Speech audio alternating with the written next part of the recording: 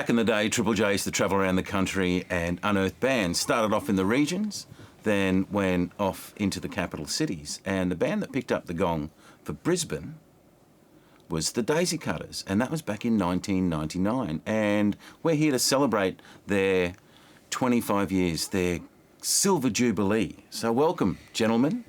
You've had quite a long hiatus between albums. We were playing shows, and it was simply, and how we came out of all these hiatus. Is that it's hiatus? Haiti. How we came out of Haiti was it just takes a phone call and an offer. Do you want to play a show? Yeah, I'll check with the other board members, and yeah, we'll play a show. That's how simple it is.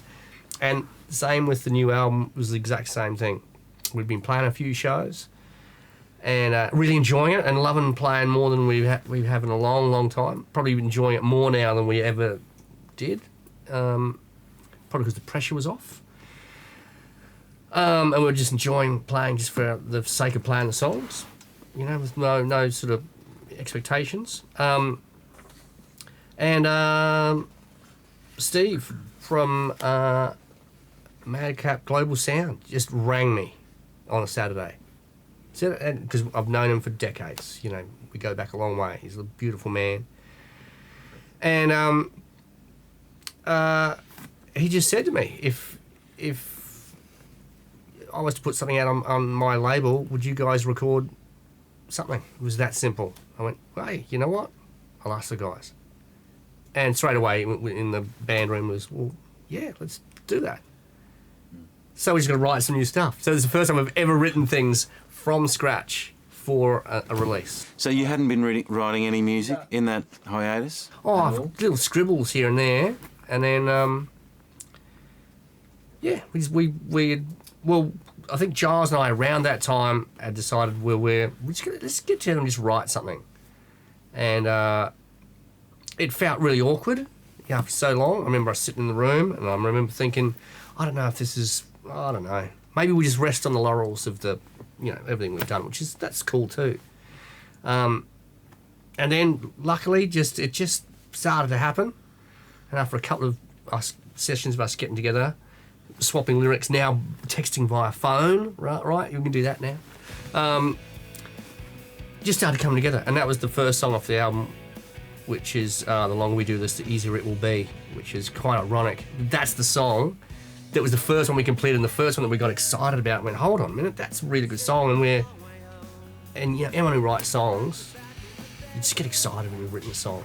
There's a buzz to, I assume it's the same as writing a book or doing a painting. It's you know, there's a buzz and relief you can still do it. Lyrically, it's an optimistic song for a while, but there's a sting in the tail, isn't there? Always a sting in the cutter's tail. There's always a sting in the tail. Yeah, it's written about all sorts of things, and you know, there's probably a relationship, you know, breakdown in that song. But I never like to, you know, people can do their own math on the song, work out what it means to them. That's what I reckon. Giles? If there's ever a part where you're missing a lyric, you just say, this is the feeling I'm after. This is the amount of lines you've got. I'm like, oh, okay, well, can you tell me how many syllables are in the line before that? Cam probably writes from a place of emotion or experience, and I think when I contribute lyrics, it's because something needs to go here. And it's just made up. It's not particularly, and then there might be 4 or 5 bits that I send Cam, and the 2 that fit end up going in. I love the line, I'm a brook without a babble. It's Giles. Is that you? That's it's Giles. Nice work. Yeah, he's a poet. Yeah. Time I let the river wash over me and drift away with the debris from a closet with skeletons. That's his line. Okay. Oh, there was another line there, but he only needed 3, so we didn't use the 4th line. Okay. Yeah, and closet rattling with skeletons has been just in a book for decades. Just because that's what we did when we wrote it. Lyric books. Yeah, just cherry picked out of books, you know, that I've had sitting around for ages, and sometimes that's all it takes. And you know, like some songs come out fully formed, but we find the last few releases, it's we kind of write 4 songs and they get trimmed down to 1. So it's like the song is 4 times as long. It just gets cut down and the best bits go in. It's kind of just the way we do things now. Are they difficult sometimes to perform on stage? Like, I'm guessing from a emotional point of view, because some of them are breakup songs, obviously. Or is it just, are you writing from a different perspective? There's so many breakups, he's used to it. Yeah. No, it's not. No, but they're not all yours. No. See, once again, it's my thing. The breakup song is my thing. Yeah. It's not, and there are bits that are autobiographical, and there's tons of them that are just third person, like a character in a song. There's a character that inhabits a lot of those songs that, and the character is probably more than the autobiographical part. Yeah. But I'm not going to tell people which one is which. Yeah, no. You can work that out for yourself. I know. Or don't. I know, and for the right amount of money, I'll tell. 25 years. This guy. Yeah. You've been lucky. Yeah, well, I've been lucky. Yeah. So, Pete, is that your intro on Saturday as Destiny? Did I say that right? Yeah, it's close enough. Close enough, Saturday. Tell me about that for a start, then we'll talk to Pete. Yeah, it was just saudade is just one of my favourite words, and it's a lyric that snuck into a song. I've always wanted that lyric in a song. It's just a beautiful word, and then the album started out as we were going to do an EP, and then the 12 and Epic appeared, right? So that changed things. Giles then brought his song in, which was a brilliant song, and he wanted to record that. So we thought, okay, and always the idea was that it would be bookended with instrumentals, because we love an instrumental, and most of our stuff has an instrumental. Even the early EPs have instrumental things on them, because we love those. And so always the idea was for Pete to play an instrumental, or us to, as a group, to play an instrumental, but it turned out to be a piano, like a piano intro and a piano outro. And he's such a brilliant piano player. They're beautiful pieces, and we record them around at Pete's house, and and they sit in with the theme of the whole thing. Yeah. But that also gets back to when we decided to use extra instruments for the moodiness. We'd like to sort of set a mood to start off with, and a mood to it's just having another toy to play with, really. Whether it's Awake Among the Sleepers and the new album are almost like a soundtrack to a non-existent film. They have like outros, and this one has an intro and an outro, on it. So I don't know. Sorry, Pete.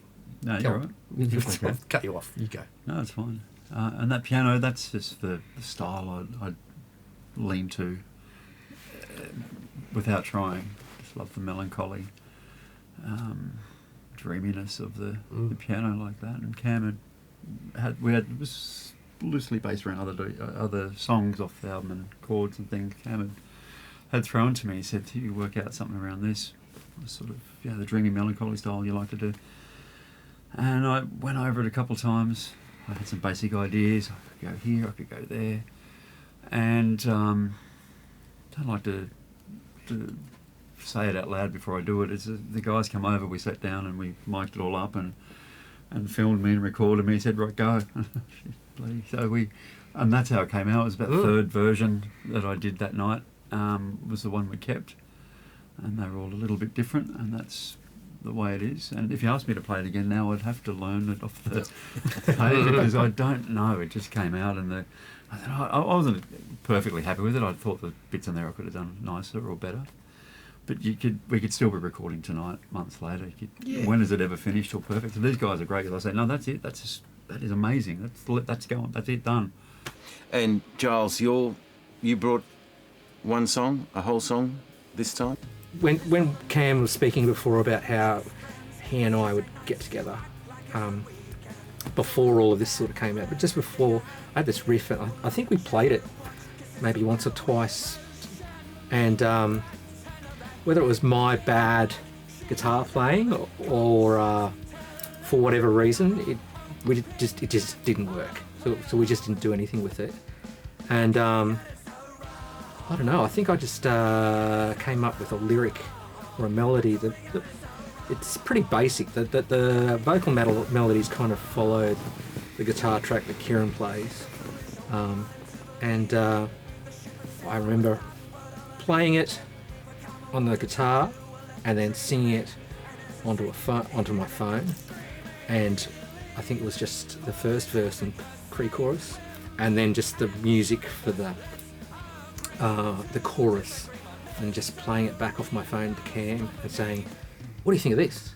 And he's like, "Oh, that's great. We should record that." And I went, "It's one verse and a pre-chorus." I'll be back in a minute.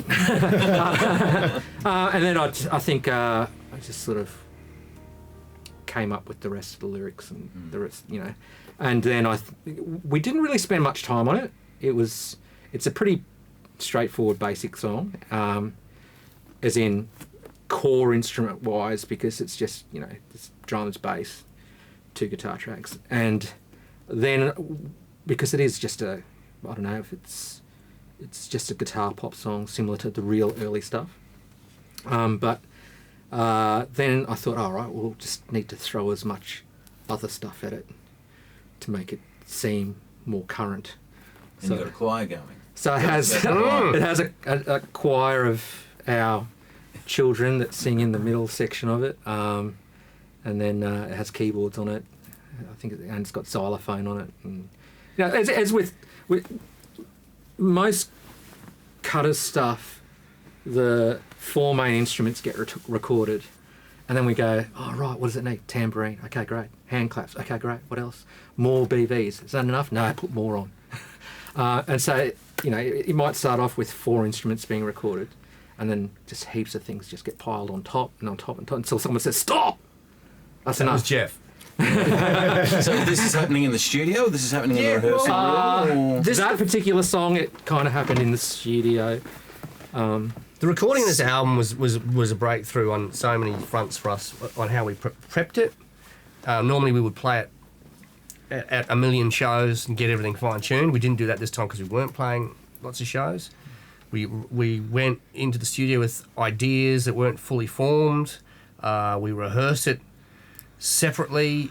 That was kind of Pete's call, was I need to work out the drums myself, whereas normally we've been together as a band, so that was different. Kieran was working out his parts to the last, but he had the lion's share of the tricky stuff to do, and nailed it as he always does. I went and got guitar lessons. Yeah, there was... Really? I went back and got guitar lessons when the songs were there, because the usual thing is songs come to me and I get to kind of find my space in there, and I wanted to play something. I wanted to play it properly, and I went back and sought out a speed. Rob Kecko is the guy's name, and he plays.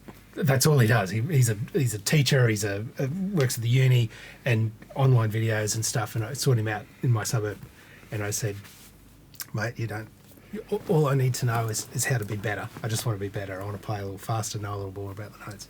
And so I spent some weeks with him, just learning a bit more about patterns and structures and bending notes and moving from one position to the next. Well, I think, we could all do with that, don't we? I mean, there's always more to learn, isn't there? Oh, it was fantastic, and right in the middle of the pandemic too. So perfect timing. You're at home, might as well learn how to move from one position to the next. And then that was what kind of fed into, particularly for it's People Like You That Make Me Hate People Like You. Was one of the first ones that I've kind of went, I want a really heavy melody, this thing, and use some of the tricks that I'd just learned, and it was great fun. Yeah, and we invented a lot of things in the studio which we've never done before either. And Steve was great, and the label was great, allowing us to do that, giving us a little bit of extra time. Then you had a bit of time. Then the EP turns into an album, and once again, Steve and the label they're great with that. It's an album, right? Let's do this, and then yeah, we had layers, we had things, we had all sorts of grand plans that were coming to fruition in the studio, and you like to think after all this time you get a little bit better at arranging things, and we certainly had ideas, and then vocal melodies went down and harmonies, and at one point Jeff Lovejoy said, "I didn't think I was recording pet sounds." She said, "Stop." Right. So He says that to all the bands. Jeff reined us in. We're just a pop band from the Gold Coast. Yeah, He we're reined us in a supposed bit. to be. But there was some tracks on that album where we had really breached the friendship of layering things, and there was so much on some of those tracks. Poor Jeff, he did a great job. Did they all make the mix, or? Yeah, I reckon Most. I don't think there's much to go left Although out. there was bartering. They started to get bartering in the mix. I'll give you this Because, if you take away he goes, that. if you want that to go on, we need to take some of that away. We'll be like, okay, and then he'd take it away. And then later on we go, can you just turn that back up again? But it was a great experience because getting back to, we recorded with Jeff in 1999 for Caffeinated Wide-Eyed. He recorded that EP for us, so it was great for all of us to go back as, 20-something years later and record with him again, which was, it was a great experience. It was a fantastic time. Are you going to do some more film clips and things like that? Yeah. I mean, I'm sitting here listening to a band that, was on hiatus for whatever it was, nearly 12 years or whatever, and you recorded, an 8-track record, which is fantastic. I think it's sometimes, less is more these days because you can have 20 tracks on a record and probably only 8 of them are any good, a lot of the times. And I'm hearing a band that's really enjoying themselves. I mean, is there more? Are we going to hear more? Yeah, look at this, man. The sky's the limit now. There's no time limit on anything. There's, anything's possible. So we'll wait and see. Anything's possible. Everything's on the table. Plus, now you know what you're capable of again. If there was any doubt about whether... Oh, yeah. And there certainly was that possible. doubt, Josh. I think any songwriter or artist doubts they can write again after the last thing they've written. And that was, like we said before, didn't think we could match anything like Come Sweet Bullets, and so that was a yardstick too when we went in to record this, that the stuff has to stand up to the back catalogue, which, we humbly think is pretty good. So, the songs had to be good enough, and luckily they were. We didn't write a whole heap of songs, we just pretty much wrote these ones, and then we fine-tuned them, and that was it. So we've got one clip. We better have a look at it. Tell us about it now. The song's called The Longer We Do This, The Easier It Will Be. And we got to do the clip in the fabulous Jason Millhouse studio, him behind the camera. And it's terrific because it goes back very much to what I remember of the band when I first joined it, and obviously these guys did. It's us in a room playing music as mates, and all the excitement and energy that you want to bring to that. And it's a few years down the track, and maybe the takes were a little bit harder to get through this time. Maybe we're panting a bit more at the end of the day, a touch more dehydrated. But there's still all the joy of, 4 young men getting together and making art together and having a good time. There's a nod to your mate in the film clip as well, which is terrific. Yeah. So, a lot of fun, and we're back on the game. Fantastic.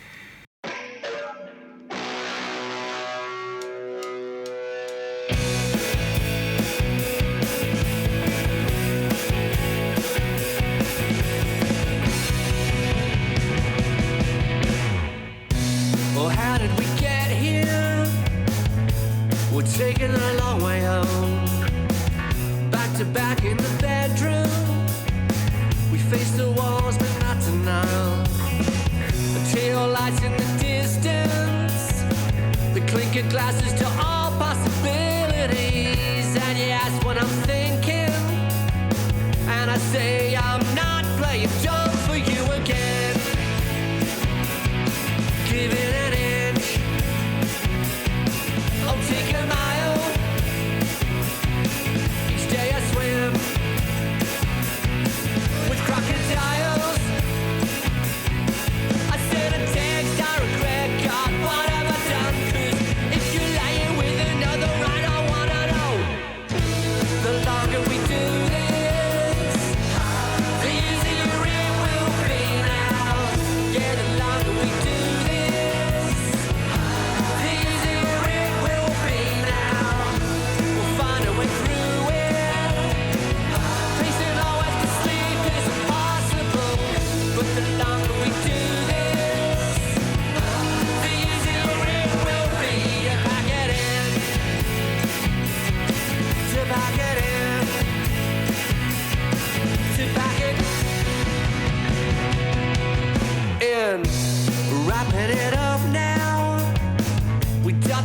to recross the T's.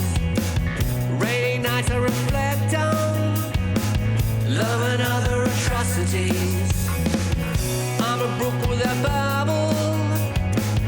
Time I let the river wash over me and drift away with the debris from a closet rattling with skeletons of space and time. Swing for the crime of nights alone. Drinks and the phone. And on your page I draw down, God, what have I done? 'Cause if you're lying with another, I don't wanna know. The longer we do this, the easier it will be now. Yeah, the longer we do this, the easier it will be now. Find a way to get through it.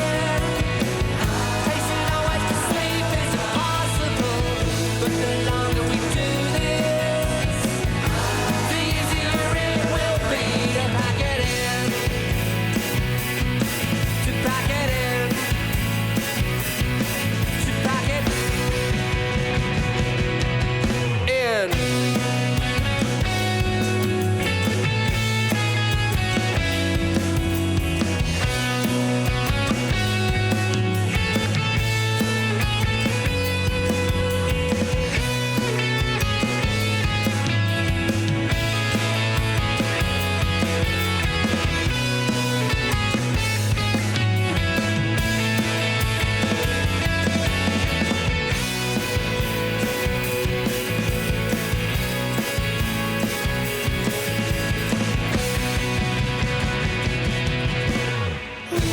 The longer we do this, the easier it will be now. Yeah, the longer we do this, the easier it will be now. Navigate our way through it. Realize it's a dodger's destiny. But the longer we do this, the easier it will be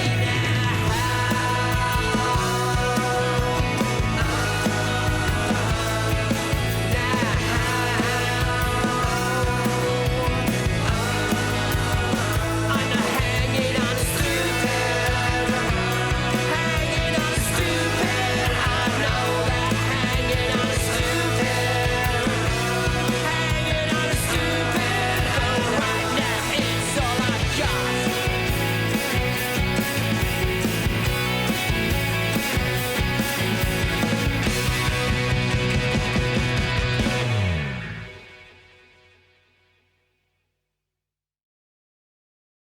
The longer we do this, the easier it will be. From the Daisycutters, the first track from their latest record that's come out now. It's called Become What You Are. A vinyl release too, as well. Yeah, our first ever, vinyl release, streaming, of course, all the things. So yeah, we're excited. We've never had anything on vinyl before. CD as well. Yeah, we'll do CD. Yeah, we've got the artwork done for that too. So, Cassette. well, jury's out. We'll see. We'll see. So, yeah, it was. We've always wanted to do a record. We've never done one in our entire life as a band. We never put out a record, so it's great. It's going to be exciting. White vinyl, black vinyl. That's exciting too. That was the label's idea, which is awesome. And it was great. It was great trying to put the album together too, like weighing up side one, side two. We've always arranged albums like that, but this one was really good to, have the songs on side A, which is more of probably the pop side, and then side B has the 12-minute epic on it. The 12-minute epics starts it, and then there's the big finish. So that was nice to balance the record, work out how sides are going to be, which we've never done before, which is unreal.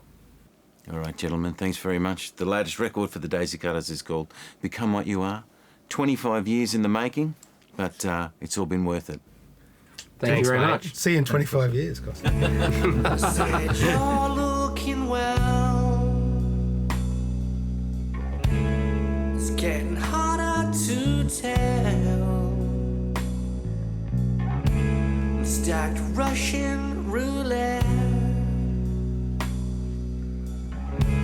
is about as good as it gets.